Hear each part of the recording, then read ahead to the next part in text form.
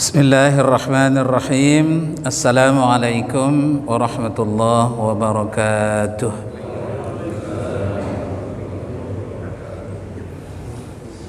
Alhamdulillahi ala ihsanih wa syukru lahu ala taufiqihi wa amtinanih wa asyhadu an la ilaha illallah wahdahu la syarika lah ta'ziman li sya'nih wa asyhadu anna Muhammadan abduhu wa rasuluhu ad-da'iya ila ridwanih. Allahumma salli alaihi wa ala alihi wa ashabihi wa ikhwanih.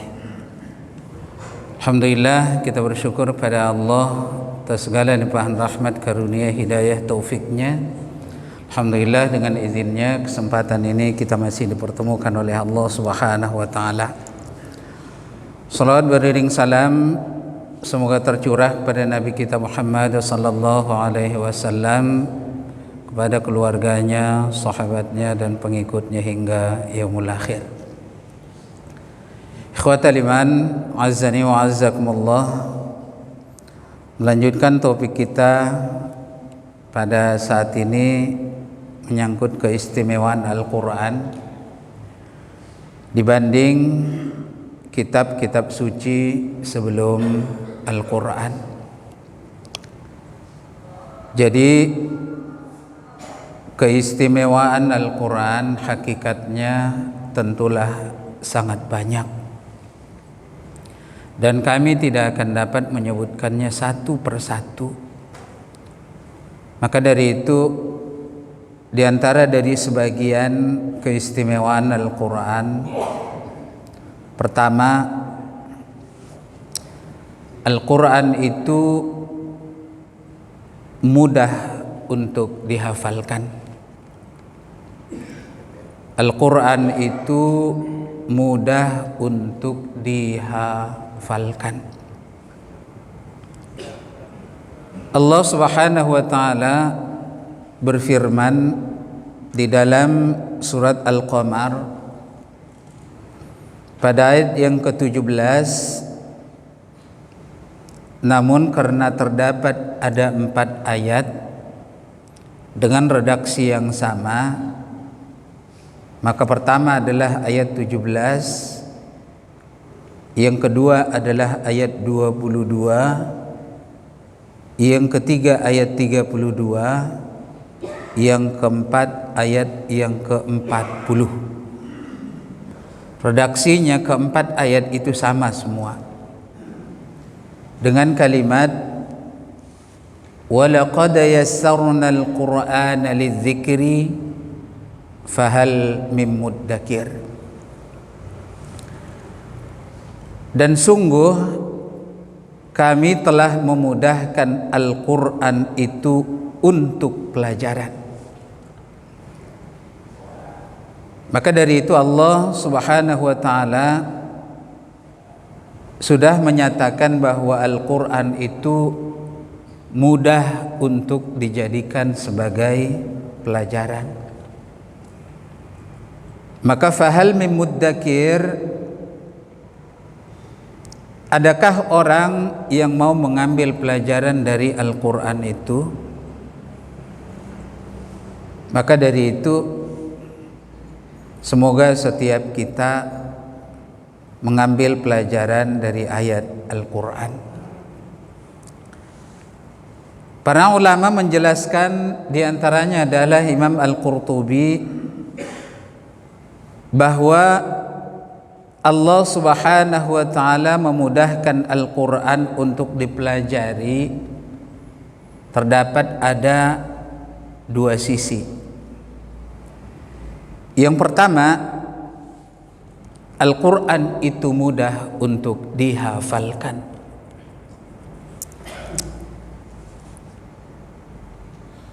Hal ini kita dapati bukti bahwa banyak orang yang mudah untuk menghafal Al-Quran. Seperti Indonesia ketika Musa masih belum genap usianya 7 tahun, beliau sudah hafal 29 juz. Saat ini beliau alhamdulillah sudah remaja. Dan alhamdulillah dia juga sudah menghajikan bapak ibunya dengan hafalan Al-Qur'annya melalui Ustadz Ali Jaber rahimahullahu ta'ala. Maka dari itu Musa sudah hafal Al-Quran sebelum berusia 10 tahun. Beliau sudah hafal Al-Quran.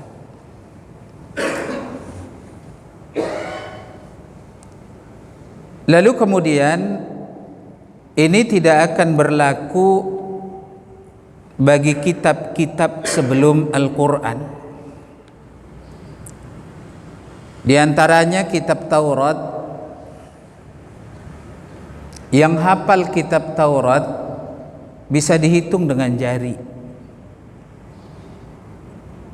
Yang pertama oleh Nabiullah Musa alaihissalam. Yang kedua Yusha bin Nun. Yang ketiga Nabiullah Harun alaihissalam. Yang ketiga Uzair. Maka mereka semua dapat menghafal Taurat. Maka dari itu Uzair ketika membaca sejarah, mengapa Uzair disebut sebagai anak Tuhan? Sebab Uzair dia dapat mendiktekan dari setiap apa yang dia baca dari kitab Taurat. Maka dari itu orang Yahudi membuat Uzair adalah anak Allah Subhanahu wa ta'ala. Walau kalimat ini salah, dalam Islam ini bahkan syirik, sebab Allah tidak memiliki anak. Atau mungkin Injil yang turun kepada Nabiullah Isa alaihissalam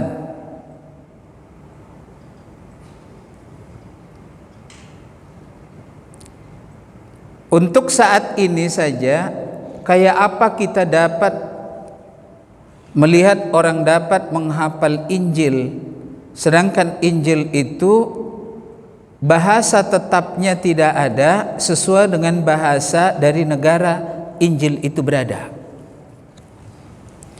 Di Indonesia oleh Dewan Penginjil, Injil itu ternyata beda-beda, Pak. Ternyata beda-beda. Tergantung Kristen atau Nasraninya yang mengimaninya. Maka dari itu yang paling ideal kita ngelihat di internet, sebab di internet bisa pengambilan dari semuanya, kita tahu dasar pengambilannya. Maka yang dapat hafal hanyalah Nabiullah Isa alaihissalam dan beberapa muridnya. Tapi kalau untuk saat ini pendeta mana, Pak, yang hafal Al-Quran? Tidak akan ada pendetanya hafal Injilnya. Sebab Injil itu dengan bahasa daerah di mana negara itu ada. Bahasa Inggris saja dengan 3 style. Yang pertama England, yang kedua Amerika, yang ketiga Australia. Maka ini juga beda-beda. Bagaimana kita cara menghafalnya? Maka dari itu jangankan umatnya, dia sebagai asatizahnya saja di dalam agama itu, dia tidak akan bisa hafal ayat Al-Quran, ayat dari Bible itu. Atau seperti Zabur hanya bisa dihafal oleh Nabiullah Daud, Nabi Sulaiman, tapi tidak akan mungkin bisa dihafal oleh umatnya. Maka dari itu, bila Al-Quran alhamdulillah bisa dihafal oleh anak kecil.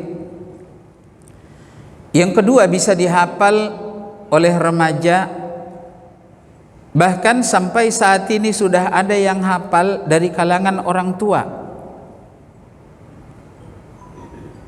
Jadi ketika bahasa Al-Quran dengan bahasa yang satu,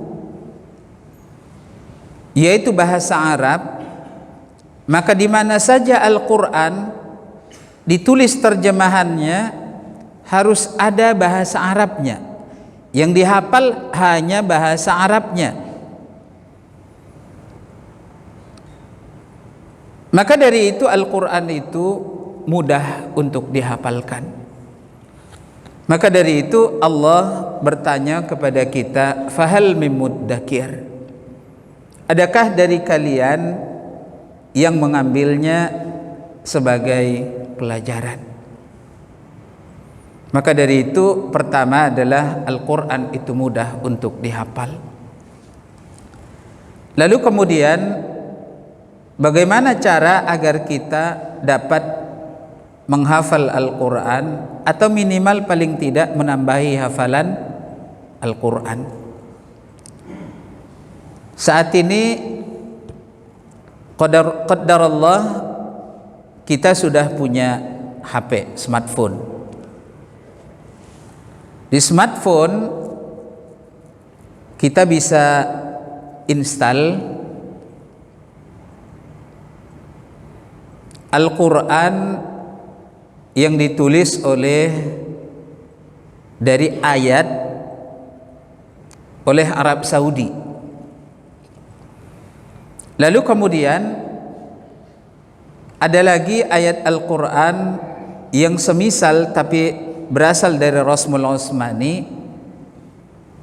Maka dari itu ketika kita melihat YouTube dibanding dari melihat bacaan Al-Quran, mana yang paling sering kita lihat? Bacaan Al-Qurannya, alhamdulillah. Tapi kalau sebagian dari kita lebih banyak dia ngelihat YouTube-nya juga yang yang konyolnya lah, tak bilang yang konyol, bukan lihat yang lebih bermanfaat. Inna lillahi wa inna ilaihi raji'un. Maka dari itu ketika kita sudah install ayat Al-Quran, misal seperti ini bisa diulang-ulang,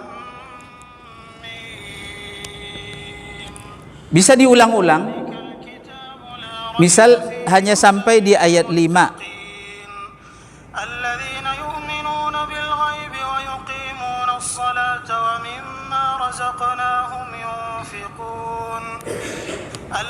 يؤمنون بالغيب ويقيمون الصلاة ومما رزقناهم ينفقون الذين يؤمنون بالغيب ويقيمون الصلاة ومما رزقناهم ينفقون.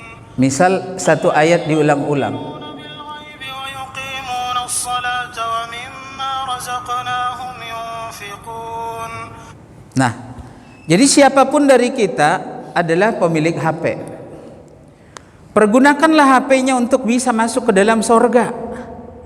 Salah satunya adalah mempelajari Al-Quran. Itu baru hanya sekedar baca. Al-Quran itu dapat jaminan mudah untuk dihafalkan. Alhamdulillah, setiap hari Senin kita ada pengajian ibu-ibu, kelompok nenek-nenek di Meruya Selatan. Saya tidak pernah memaksakan baca surat apa, tapi terserah yang dihafal ayat apa saja, yang penting nambah hafalannya. Alhamdulillah sudah ada nenek-nenek yang sudah selesai surat Al-Baqarah. Selesai Pak Al-Baqarahnya. La ilaha illallah dalam hati saya. Maka dari itu kita tidak mikirin susahnya, ya. Kalau udah kita pikirin susahnya satu pun Pak, tidak akan ada yang bisa. Tidak akan ada yang bisa. Maka dari itu lakukan. Ciptakanlah lingkungan yang baik. Lalu kemudian ketika di rumah pasang TV, ketika di mobil pasang juga kaset Al-Quran. Memang harus kita ciptakan lingkungan itu. Harus diciptakan lingkungan itu. Maka dari itu, demi untuk dapat mudah menghafal Al-Quran, seharusnya kita dapat menciptakan lingkungannya Al-Quran. Maka dari itu, satu saat ketika di HP anak, sengaja Pak, saya instalin itu Al-Quran atau hafalan-hafalan ayat-ayat pendek. Ternyata besoknya udah berubah jadi game. Astaghfirullahalazim. Itu kalau masih anak-anak Pak, umurnya baru 7 tahun. Kalau sempat orang dewasanya begitu juga. Inna lillahi wa inna ilaihi raji'un. Maka yang pertama adalah Al-Quran itu mudah untuk dihafal. Yang kedua, sisi Al-Quran itu mudah untuk mengambil pelajaran.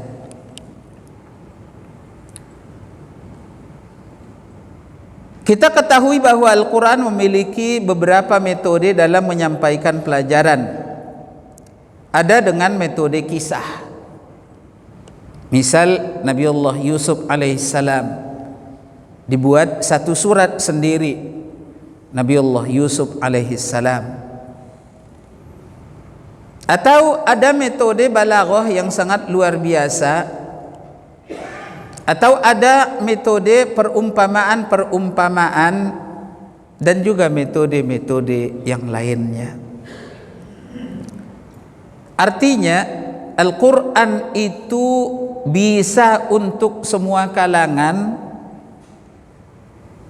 sehingga orang awam yang membaca Al-Quran juga akan dapat atau mendapatkan hidayah.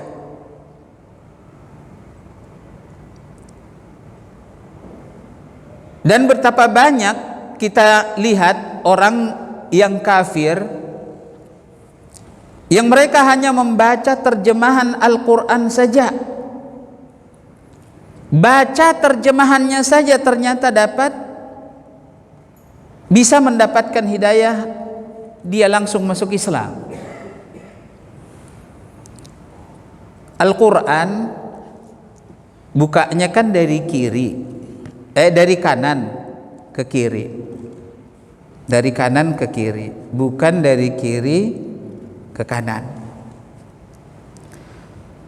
Bila orang-orang di luar Islam kan tidak boleh Pak baca Al-Quran. Kalau kita boleh baca Bible, boleh baca Tripitaka, boleh, asal jangan baca itu doang, tidak baca Al-Quran. Lalu kemudian orang-orang di luar Islam itu mereka melarang jemaatnya untuk membaca Al-Quran, tidak boleh. Tapi ternyata ada juga yang mindik-mindik. Lalu kemudian mereka baca Al-Quran. Tentu mereka baca Al-Quran bukan dari bahasa Arabnya, tapi hanya dari terjemahannya saja. ketika mereka membuka dikira seperti buku. Seperti buku. Mereka buka dari kiri ke kanan arahnya. Jadi yang pertama surat apa yang kelihatan? An-Nas Pak di bawah. Al-Ikhlas. Al-Ikhlas. Qul huwallahu ahad. Katakan Allah itu Esa. Allahu samad. Allah tempat bergantung. Lam yalid wa lam yulad. Allah tidak dilahirkan. Allah tidak melahirkan, dan Allah juga tidak berasal dari lahir. Apa enggak tambah bingung dia? Ketika dia sudah bingung mempelajari ketuhanan di dalam kitabnya yang disebut dengan Trinitas, lalu kemudian Al-Quran menyatakan bahwa Allah adalah Esa, tidak ada yang sama dengan Allah Subhanahu wa ta'ala. Ya Allah, inilah yang benar. Maka dari itu hanya dengan baca terjemahan surat Al-Ikhlas, berapa banyak Pak mereka yang sudah pada masuk Islam. Seandainya dia pendeta di masa Bapak masih muda, tanya sekarang, mungkin dia sudah masuk Islam. Maka Moko Ginto rahimahullah, alhamdulillah beliau sudah meninggal dunia berapa bulan yang lalu ketika mengajar di wilayah Tangerang. Beliau adalah mantan pendeta. Alhamdulillah beliaulah yang mengislamkan kembali orang-orang yang dia murtadkan dulu, yang mereka sudah memurtadkan sebelumnya. Alhamdulillah. Maka dari itu Al-Quran mudah untuk dijadikan sebagai pelajaran. Ini yang pertama. Yang kedua, Al-Quran adalah mu'jizat. Al-Quran adalah mu'jizat.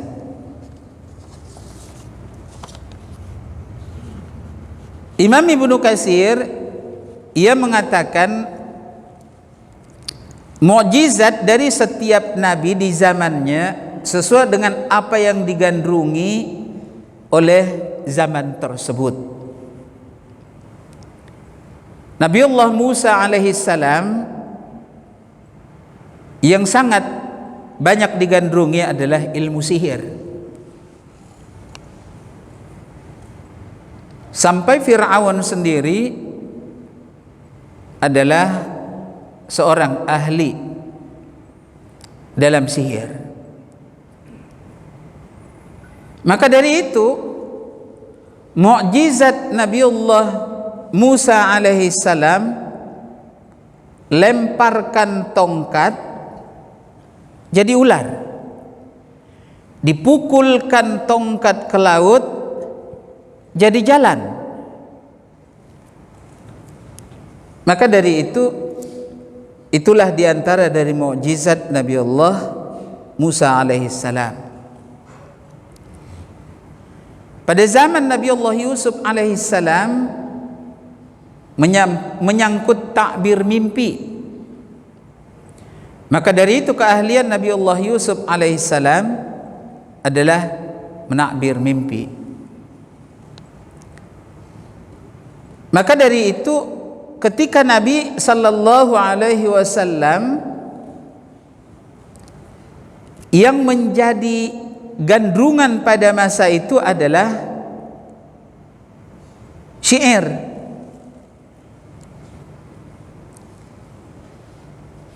Maka dari itu diturunkan oleh Allah Al-Quran.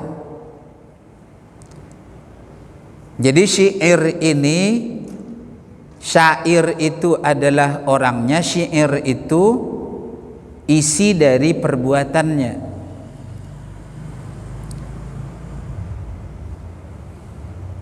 Kemudian ketika Al-Quran turun,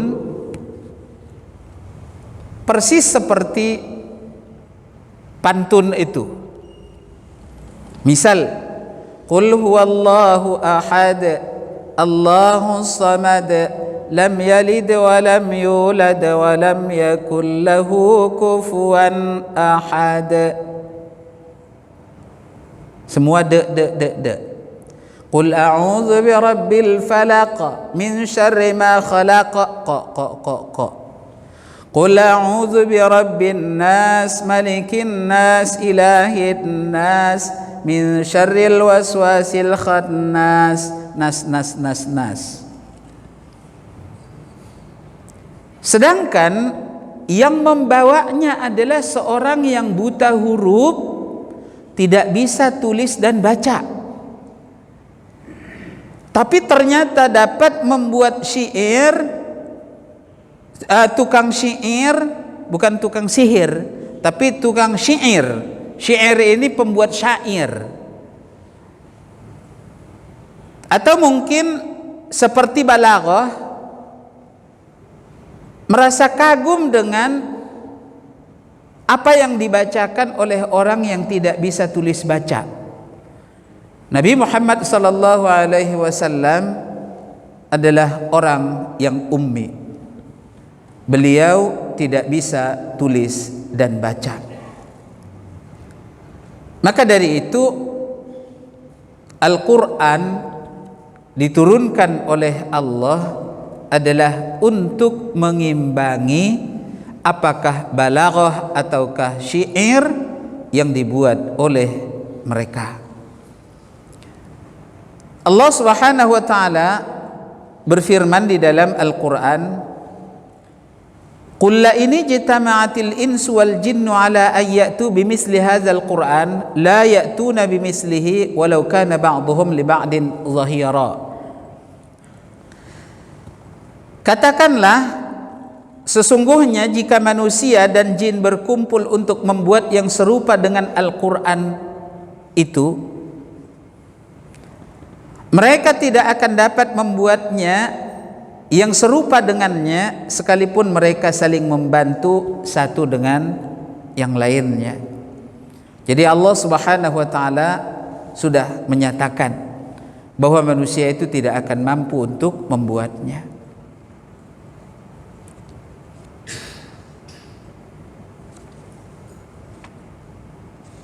Bahkan di dalam ayat lain, dalam surah Al-Baqarah, pada ayat yang ke-23, Allah juga berfirman, wa in kuntum fi raibin mimma nazzalna ala abdina. Dan jika kamu meragukan apa yang kami turunkan kepada hamba kami Muhammad, fa'tu bi suratin min mislih, maka buatlah satu surah saja semisal dengan ayat Al-Quran itu. Wad'u syuhada'akum min dunillah, seru kalian atau undang kalian teman kalian selain dari Allah Subhanahu wa taala. In kuntum shadiqin, kalau kalian adalah orang yang benar. Maka dari itu, ini diantara dari jaminan Allah Subhanahu wa taala kalau Al-Quran tidak akan bisa ditandingi. Ternyata ketika ayat Al-Quran surah Al-Fil turun, Alam tara kaifa fa'ala rabbuka bi ashabil fil, mereka juga buat surat namanya surat kodok.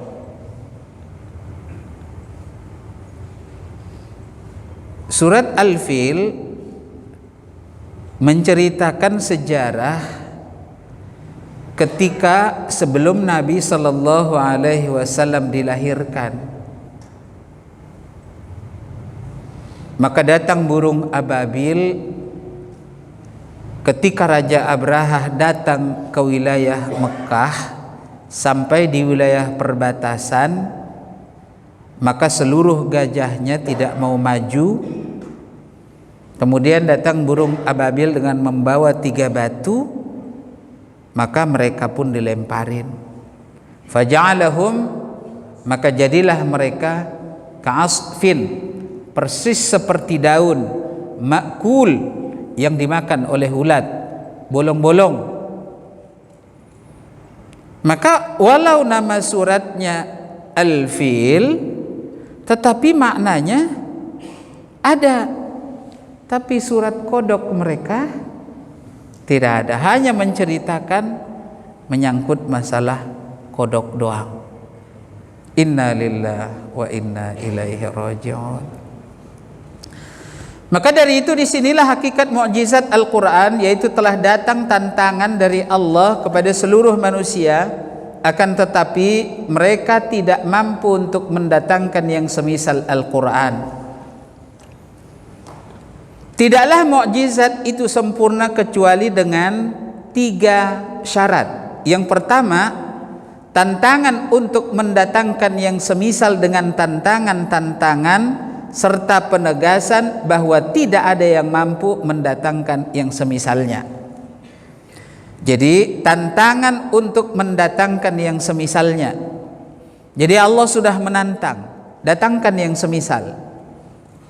Yang kedua, terkumpul pada yang ditantang segala faktor motivasi untuk memenuhi tantangan tersebut, namun ia tidak mampu. Pada saat itu orang kafir memiliki semuanya, apalagi menyangkut harta, mereka memiliki. Jadi mereka ahli dalam pembuatan syair,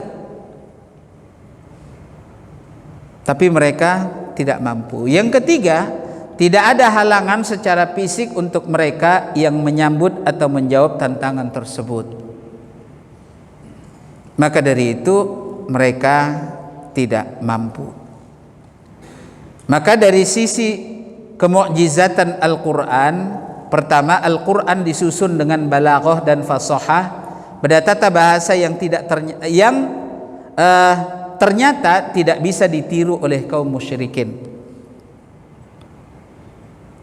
Jadi tata bahasa Arab itu tidak bisa ditiru oleh kaum musyrikin. Cuman karena bahasa Arab bukan bahasa kita, jadi jangankan oleh kita yang secara umum, para asatidzah saja ketika mereka tidak mempelajari Al-Quran kepada orang yang benar, Al-Quran itu memiliki ilmu tersendiri, jadi mereka juga sulit untuk bisa memahaminya. Misalnya, ketika ada ayat Al-Quran yang menyatakan alladzina yuqimuna as-salata wa mimma razaqnahum yunfiqun, alladzina yu'minuna bil ghaibi wa yuqimuna as-salata. Kalimat as-salata, alif, lam, sad, lam, waw, tamarbutah. Lalu kemudian ketika di bahasa Arab, hayya 'alas shalah, as-shalah, alif, lam, sad, lam, alif, tamarbutah. Kenapa beda as-shalah di dalam Al-Quran dengan as-shalah di dalam hadis? Kenapa bisa? Yang benar yang mana? Yang benar adalah yang dalam hadis. Yang dalam Al-Quran itu berarti salah? Tidak. Cuman kan karena ini bukan asal dari bahasa kita, sehingga kita tidak tahu ternyata bacaan as-shalah di dalam Al-Quran itu dibedakan oleh penulis, khususnya Khat Osmani. Maka seperti hayah, atau seperti salat, atau zakat, Itu memang dibedakan. Apa sih fungsi dari membedakan tulisan itu? Kalau as-salah di dalam Al-Quran pakai waw, tapi kalau dalam bahasa Arab hanya pakai alif, maka itu waw fungsinya ketika ada orang yang membaca ayat Al-Quran yang notabene udah salah, lalu kenapa salah? Kenapa dibuat salah? Oh iya, ternyata ada pesan di balik dari sebuah kesalahan itu, di mana yang pertama bahasa Al-Quran harus tunduk, seluruh bahasa Arab harus tunduk kepada bahasa Al-Quran, sehingga Al-Quran tidak bisa dirubah ke dalam bahasa Arab. Lalu kemudian bahasa Arab kenapa dibedakan? Sebab itulah bahasa sehari-hari. Maka itu artinya salat itu adalah perkara penting, zakat itu adalah perkara penting, hidup itu juga adalah perkara yang sangat penting bagi kita.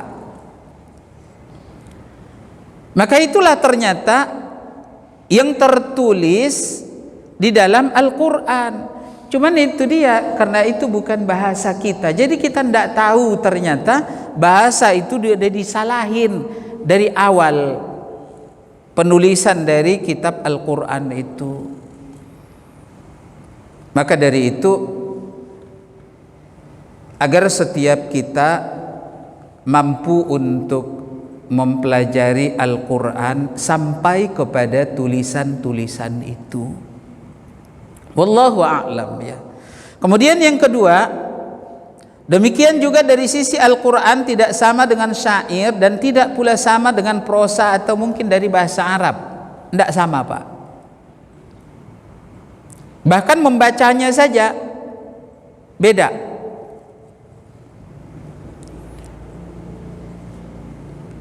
Lalu kemudian dari kandungan Al-Quran berisi banyak hal yang menakjubkan. Dari sisi informasi sains yang baru bisa diketahui oleh manusia keberadaannya setelah ratusan tahun kemudian.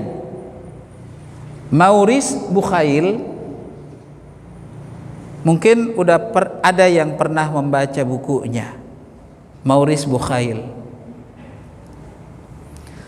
Dulu sebelumnya beliau beragama Nasrani. Lalu kemudian ketika dia membaca Al-Quran, sebab mereka adalah sebagai ilmuwan, alhamdulillah takdir Allah, beliau masuk Islam. Beliau pun menulis buku, lalu kemudian buku itulah yang sudah diterjemahkan ke dalam bahasa Indonesia saat ini. Bukunya tidak tebal dari HP inilah bukunya, ya. Agak warna kuning bukunya. Alhamdulillah kami punya di rumah.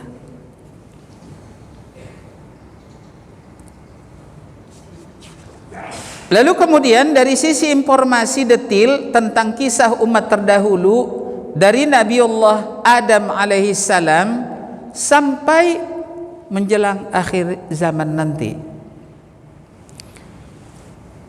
Meski jumlah ayatnya lebih dari 6.000 ayat, akan tetapi tidak ditemukan kontradiktif. Tidak ada Pak yang kontradiktif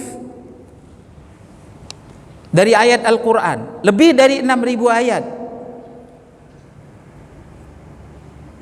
Indonesia memiliki undang-undang, namanya Undang-Undang Dasar tahun 1945. Udah diamandemen 2 kali.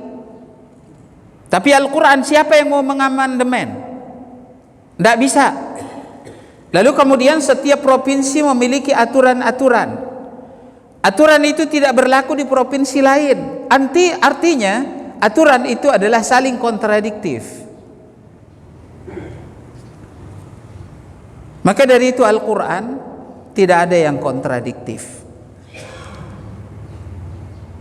Begitu banyak pendalilan secara akal di dalam Al-Quran yang sangat menakjubkan. Dari sisi pengaruh, sungguh Al-Quran adalah kitab sebaik-baik dari nasihat dengan berbagai metode. Maka dari itu satu saat Pak, ketika kita agak stres pulang sampai rumah, lalu kemudian kita marah-marah, ambil saja Al-Quran, ambil Al-Quran, lalu baca Al-Quran. A'udzu billahi minasy syaithanir rajim. Bismillahirrahmanirrahim. Baca langsung Al-Quran. Baca ayat yang paling kita senengin. Senang baca surat Yasin. Wamtazul yawma ayyuhal mujrimun. Alam a'hada ilaikum ya bani Adam alla ta'budu syaitan. Innahu lakum aduwwum mubin. Wa ni'buduni hadza siratum mustaqim. Misal diantaranya. Yang kedua, pengaruh yang luar biasa untuk membuat begitu banyak orang terenyuh dan menangis tatkala mendengarkan lantunan ayat Al-Quran. Betapa banyak juga orang yang masuk Islam karena hanya sekedar membaca Al-Quran atau membaca terjemahan Al-Quran atau mendengarkan ayat-ayat Al-Quran. Pernah pada satu kisah ada seorang pramugara, dia non-muslim, tapi karena beliau adalah seorang pramugara itu, wallahu alam kayak apa bisa caranya dia masuk ke dalam pesawat yang mengantar haji. Lalu kemudian ditakdirkan oleh Allah dia pun berangkat haji. Ketika dia berangkat haji, padahal dia non-muslim Pak, dia non-muslim, dia ngelihat orang-orang ketika melihat Makkah, melihat Ka'bah, mereka nangis. Ih, kenapa nangis? Orang cuma ngelihat begitu doang, dia bilang.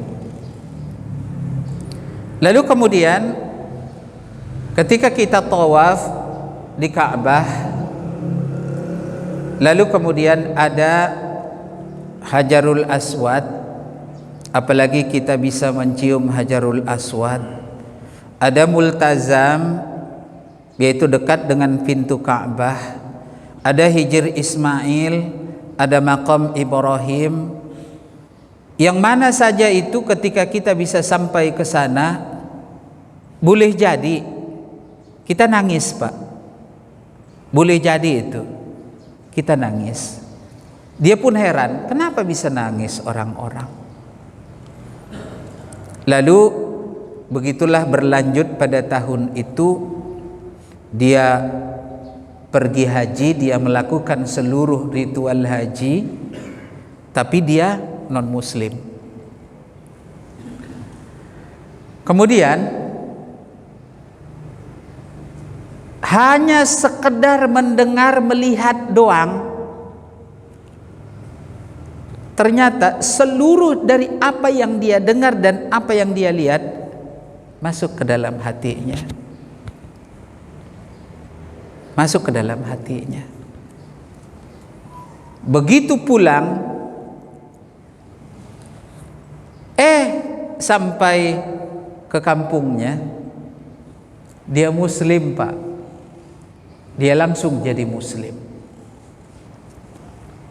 Dia masuk Islam. Ketika dia sudah Islam, tahun depannya dia berangkat lagi ke sana, udah nangis. Persis seperti orang Islam yang sebelumnya itu nangis. La ilaha illallah. Maka kisah ini sebenarnya dari orang luar negeri. Wallahu a'lam kenapa bisa dia dulu terdaftar sebagai pramugara untuk perjalanan ibadah haji itu. Lalu kemudian alhamdulillah sampai kisah ini kami tahu beliau belum meninggal dunia. Wallahu a'lam. Kemudian yang ketiga adalah Al-Quran sebagai muhaimin. Muhaimin ini artinya adalah sebagai timbangan atau tolak ukur kebenaran.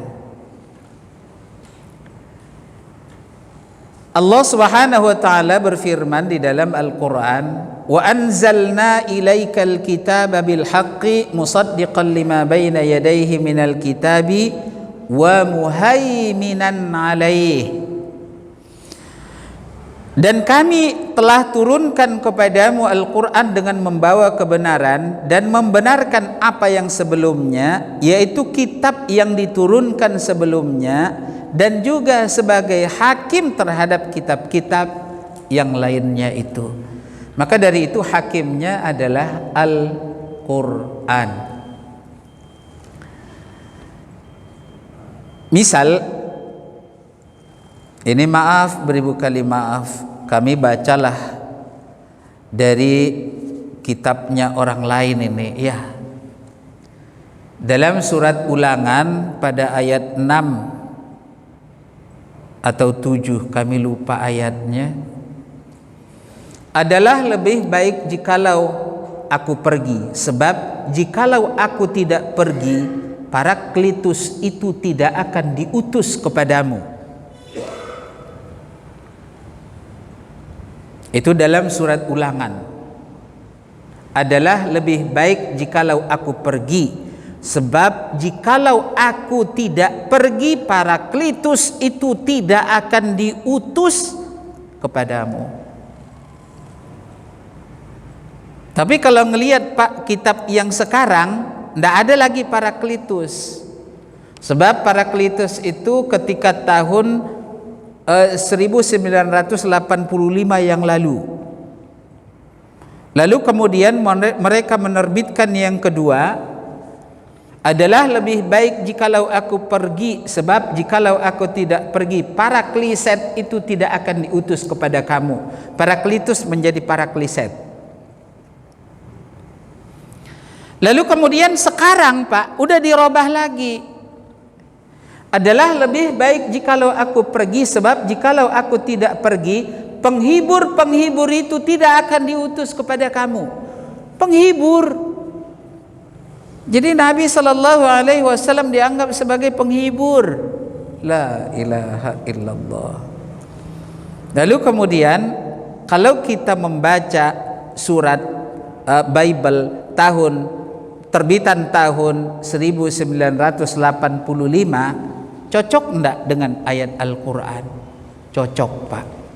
Di antaranya di dalam surat As-Saff, Allah Subhanahu wa taala berfirman, "Wa idz qala Isa ibn Maryam ya bani Israil inni rasulullahi ilaikum musaddiqan lima baina yadayya minat Taurah wa mubasysyiran bi rasulin ya'ti min ba'di ismuhu Ahmad." Wa mubasysyiran bi rasulin, dan aku beri kabar gembira kepada kalian. Ya'ti min ba'di, di mana dia akan datang sesudah aku, ismuhu Ahmad, namanya adalah Ahmad atau Muhammad. Jadi cocok masih. Setelah surat Ulangan dengan ayat Al-Quran masih cocok. Jadi kecocokan itu sebab Al-Qurannya sebagai hakim, sebagai alat penimbang benar tidak isi kitab mereka. Maka Al-Quran dijadikan sebagai muhaimin. Kemudian yang keempat, Al-Quran terjaga keautentikannya. Allah Subhanahu wa taala berfirman di dalam surah Al-Hijr ayat 9, Inna nahnu nazzalna dzikra wa inna lahu lahafizun. Sesungguhnya kamilah yang telah menurunkan Al-Quran. Allah menyebut kami. Ketika ayat Al-Quran menyebut kami, sedangkan kami yang dimaksud adalah Allah, berarti Allah banyak dong? Tidak. Itu adalah pengagungan, li ta'zim. Lalu kemudian siapa yang dita'zim oleh Allah Subhanahu wa taala?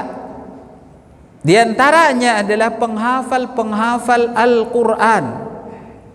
Yang dita'zim oleh Allah Subhanahu wa taala adalah penghafal Al-Quran. Maka dari itu penghafal Al-Quran itu ikut menjaga Al-Quran. Wa inna lahu lahafizun, dan sesungguhnya kamilah yang akan menjaganya. Itu adalah jaminan Allah Subhanahu wa taala. Maka ketika tahun dulu kami masih di kampung, ada Al-Quran Indonesia, bukan Al-Quran Indonesia, tetapi Al-Quran yang dicetak di Jepang atas bantuan Jepang untuk rakyat Indonesia. Maka datang Departemen Agama, dibagilah Al-Quran itu ke seluruh Indonesia. Tidak dicek dulu. Sedangkan setiap percetakan Al-Quran di dunia, maka harus ada dikirim sampai ke salah satu kamar di Universitas Al-Azhar Kairo untuk dicek benar enggak. Maka dari itu masuklah satu Al-Quran ke Universitas Al-Azhar Kairo. Lalu kemudian Al-Quran itu pun, karena Al-Quran ini adalah sebagai Al-Quran bantuan, bukan Al-Quran yang untuk dijual belikan, maka dari itu dibagilah ke seluruh Indonesia.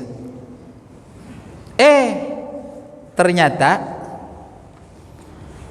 ketika ada ayat Al-Quran yang hilang 3 huruf, wa may yabtaghi ghairal islami dinan falan yuqbala minhu wa huwa fil akhirati minal khasirin. Wa may yabtaghi ghairal islami dinan, barang siapa yang memilih selain dari Islam sebagai agama,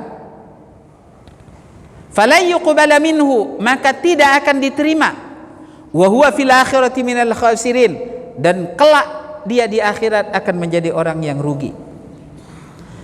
Ternyata hilang Pak hurufnya, ghin, ya dan ro. Jadi bacaannya wa may yabtaghil islam dina, barang siapa yang memilih Islam sebagai agamanya, falan yuqbala minhu, maka tidak akan diterima. Padahal tadi maksudnya sebaliknya. Ini malah Islam itu tidak diterima. Wa huwa fil akhirati minal khasirin. Datanglah pemeriksa Al-Quran dari Mesir, diberitahu ke Departemen Agama di Indonesia. Begitu dicek bantuan, benar ternyata hilang ghin, ya dan ro-nya. Akhirnya Departemen Agama menyuruh untuk mengumpulkan Al-Quran itu, kalau bisa bahkan dibakar langsung, tidak dipakai Al-Quran itu. Maka Al-Quran itu kami masih ingat adalah bantuan Al-Quran dari Jepang, bantuan Al-Quran dari pemerintahan Jepang. Inna lillahi wa inna ilaihi raji'un. Maka dari itu Al-Quran terjaga keautentikannya. Maksudnya yang menjaga diantaranya adalah penghafal Al-Quran itu. Wallahu a'lam bishawab. Mudah-mudahanlah ada manfaatnya dari apa yang kita bicarakan. Lebih dan kurang atas penyampaian kami, maka kami minta maaf yang sebesar-besarnya. Udah udah syuruk, udah lewat. Terima kasih atas segala perhatian. Mohon maaf atas segala kekhilafan dan kekurangan kami. Sebelumnya ada yang mau protes? Nggak ada? Nggak ada. Kita tutup dengan doa kafaratul majlis. Subhanakallahumma bihamdik asyhadu an la ilaha illa anta astaghfiruka wa atubu ilaik. Wassallallahu ala nabiyyina Muhammadin sallallahu alaihi wasallam. Hadanallahu iyyakum wa minkum. Wassalamu alaikum warahmatullahi wabarakatuh.